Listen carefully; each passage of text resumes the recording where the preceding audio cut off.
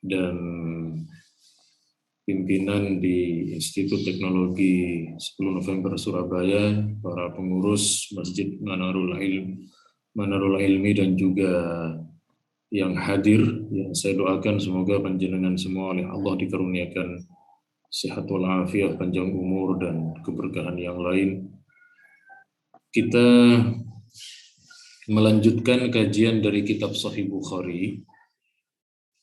Dari kitab Sahih Bukhari ini kita sampai pada hadis yang ke-625. Hadis ini masih melanjutkan tentang kondisi Rasulullah yang saat itu sakit. Jadi dalam hadis ini disampaikan oleh Sayyidah Aisyah, kata beliau, "Lamma thaqulan Nabi wa ishtadda waja'uhu ista'zana aswaja." Ketika penyakit Rasulullah, sakitnya Nabi sudah semakin berat, hari-hari menjelang wafatnya, maka kemudian Nabi meminta izin kepada istri yang lain agar Nabi dirawat, agar Nabi berada di kamarnya Aisyah dan para istri yang lain mengizinkan.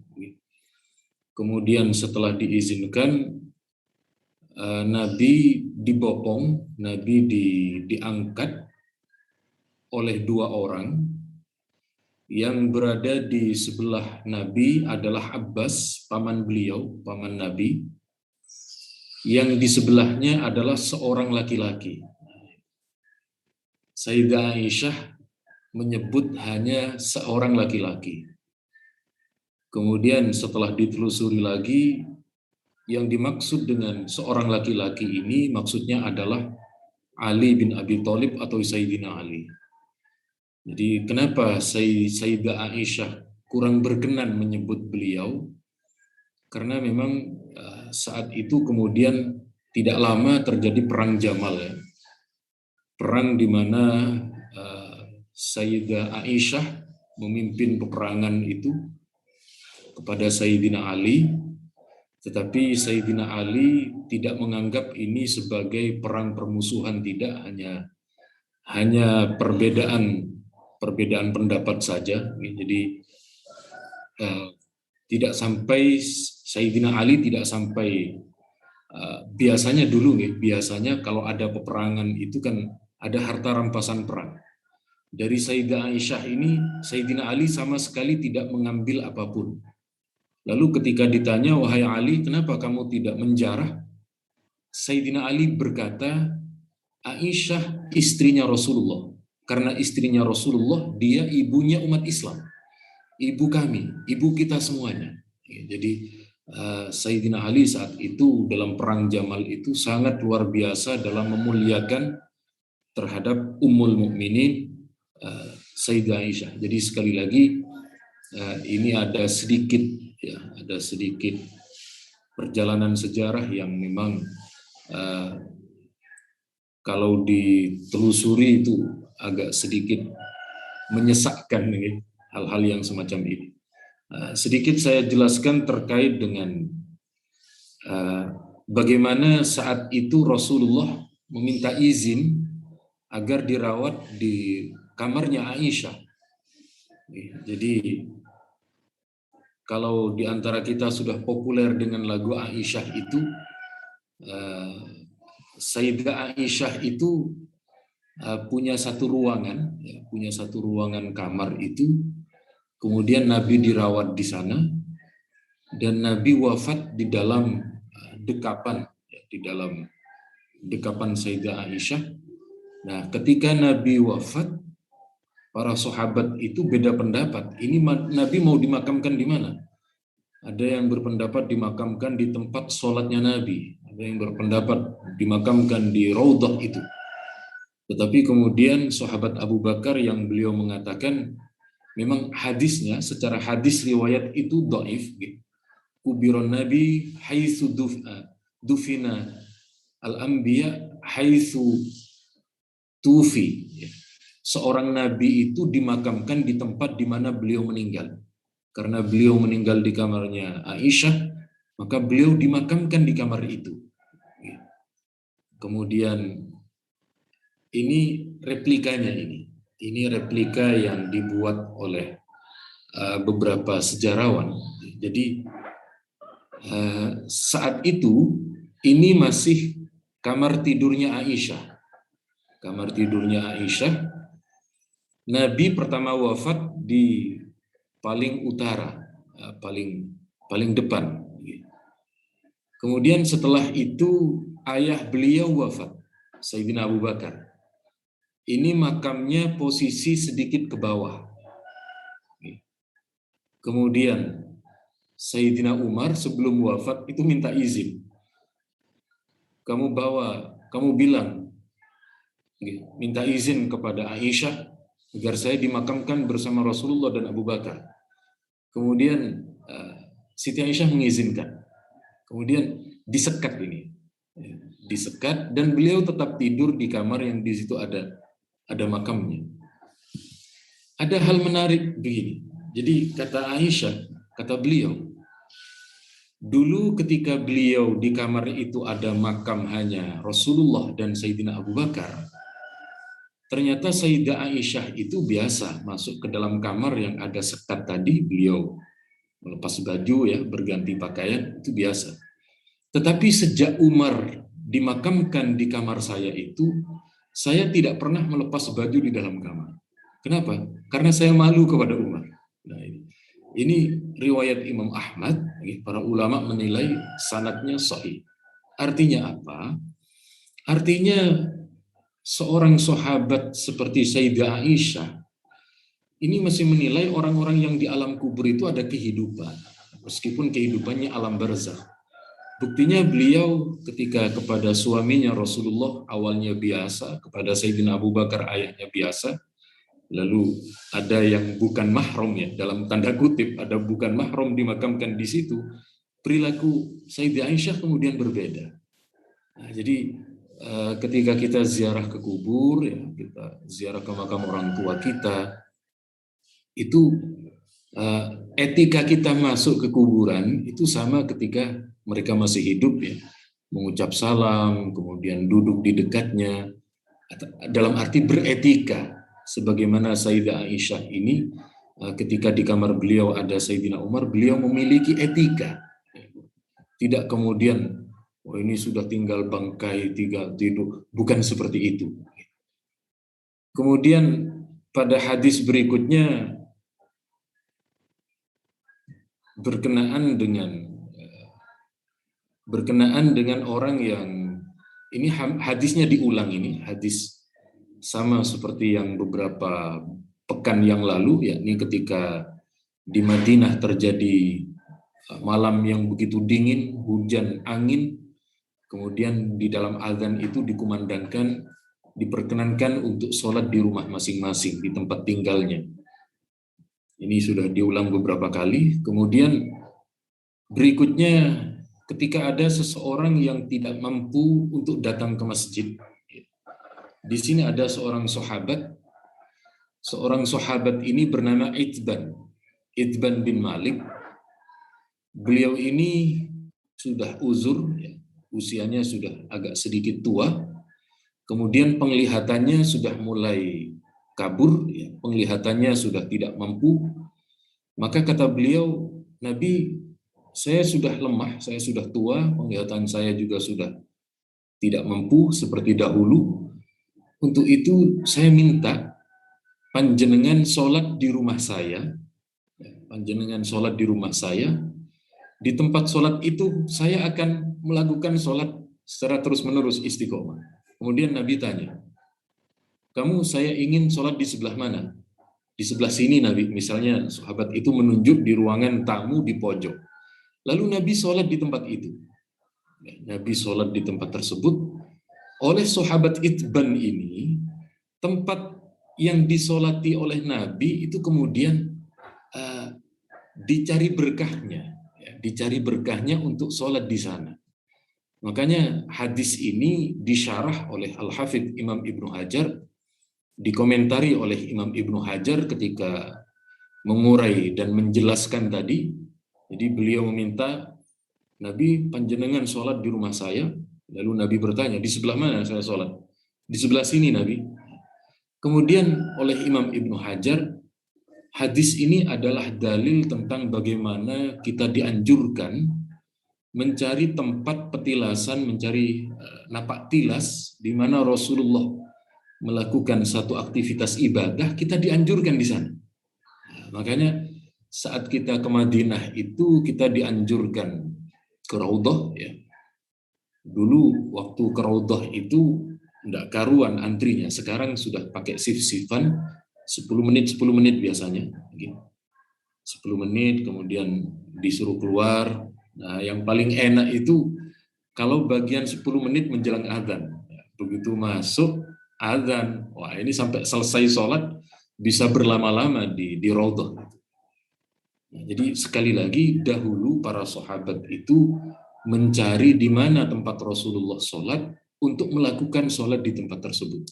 Tidak hanya di Raudhah, ada lagi Masjid Bir Ali,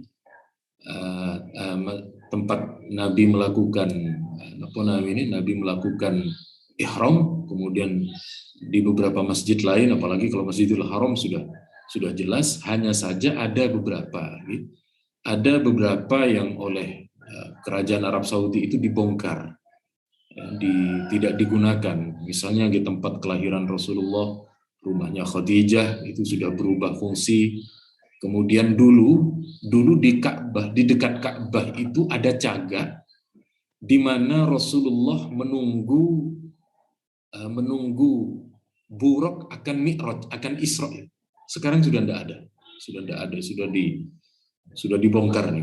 Jadi sekali lagi Arab Saudi hanya memperkenankan tempat-tempat peninggalan Nabi yang unsurnya di situ ada unsur seperti sholat, seperti berzikir. Tetapi kalau yang unsur ada semacam unsur magic-magicnya begitu, sepertinya kurang berkenan. Ini sekali lagi yang terkait dengan istilah mencari berkah di mana Nabi pernah melakukan ibadah di situ. Dan sekali lagi itu bukan sebuah kesyirikan. Kemudian berikutnya adalah tentang yang berkaitan bab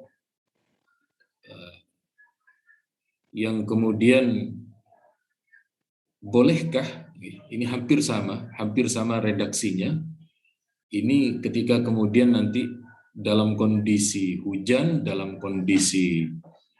deras, bolehkah khotib menyampaikan khutbah di sana? Jadi ini hadisnya sama seperti hadis tadi di atas ya. Ini ketika dalam kondisi hujan boleh untuk kemudian tidak melakukan sholat di masjid. Tidak perlu mengulang karena redaksinya sama secara substansi. Kemudian pernah di Madinah dalam suatu kesempatan itu karena atapnya terbuat dari pelepah kurma, maka ketika hujan itu mengalami semacam banjir. Jadi sekali lagi saya ulangi berkali-kali di sini, dulu masjidnya Rasulullah masih belum ada semen, masih berupa tanah pasir itu. Nah, ketika Rasulullah hendak melakukan sholat itu, beliau sujud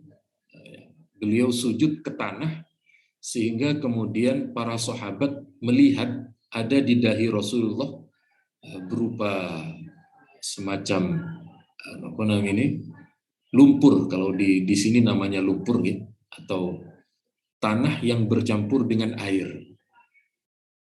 Tanah yang bercampur dengan air, yang kemudian oleh saudara-saudara kita dari Madura disebut dengan tanah air. Tanah air itu ya maksudnya tanah becek, tanah yang mengandung air maksudnya. Jadi Rasulullah di sini beliau pernah sholat langsung ke tanah dalam keadaan hujan. Jadi ada beberapa sahabat yang memang sebelumnya sudah berada di masjid itu lalu sholat bersama dengan Nabi.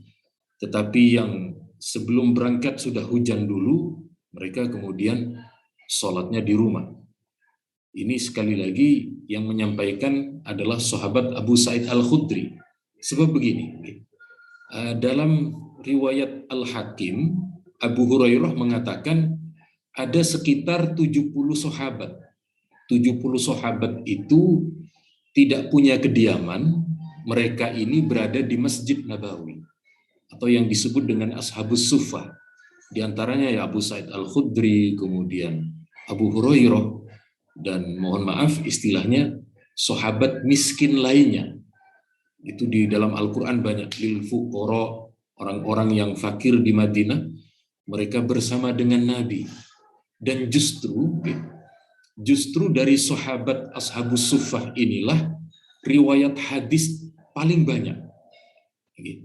Jadi Abu Hurairah itu meriwayatkan 5.000 hadis, Abu Sa'id Al-Khudri sekitar 2.000 hadis, karena mereka lebih sering bersama dengan Rasulullah dalam setiap waktunya. Kemudian hadis ini menjadi dalil oleh sebagian saudara kita, yang sholat langsung ke tanah. Jadi ada di Tambak Wedi, Sidoarjo ini mempraktekkan sholat langsung ke tanah karena melihat redaksi hadis ini. Kemudian di bawahnya ini menjadi dalil kita bagaimana sholat menggunakan sajadah, menggunakan karpet, menggunakan alas. Jadi di dalam hadis ini disampaikan oleh sahabat Anas bin Malik. Kata Anas bin Malik, jadi saat itu beliau kondisi dalam keadaan gemuk. Beliau ada seorang sahabat yang gemuk, lalu kata Anas bin Malik, saya tidak bisa sholat dengan engkau karena engkau terlalu gemuk. Lalu beliau mempraktekkan bagaimana Rasulullah sholat. Anas bin Malik ini mengundang Rasulullah ke rumahnya Anas. Lalu kemudian sahabat Anas ini menghamparkan kloso, kalau dalam bahasa orang Jawa atau bahasa Indonesianya menghamparkan karpet kira-kira. Kemudian ada dari sebagian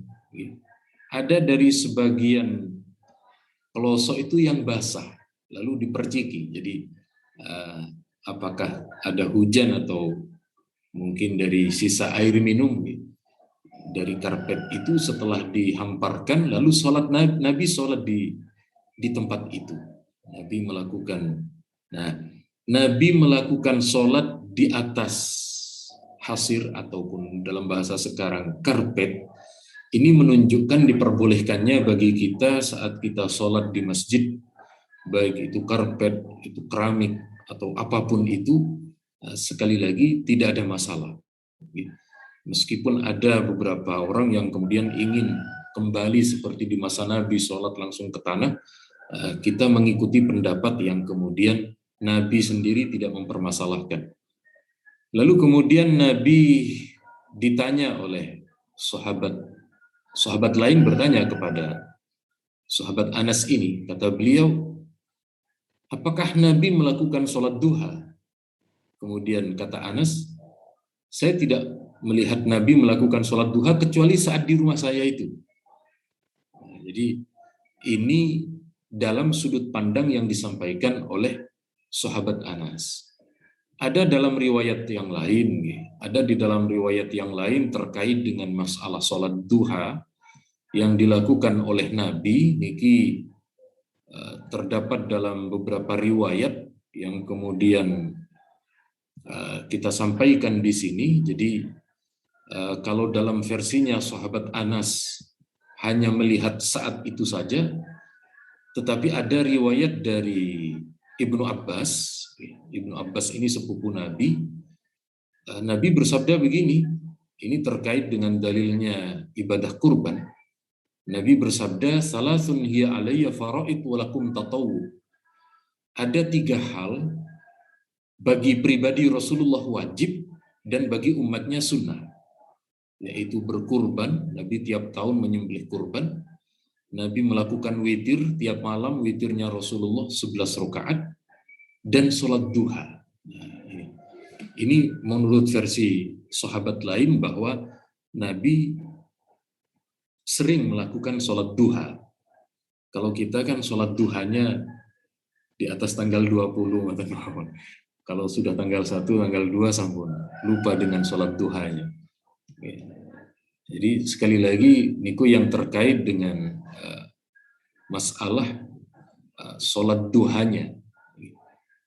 Kemudian karena kita sedikit tadi menyebut bagaimana sholat yang kemudian di atas keramik dan seterusnya, ketika membahas niki, kulo paling senang ketika bernostalgia dengan Ka'bah.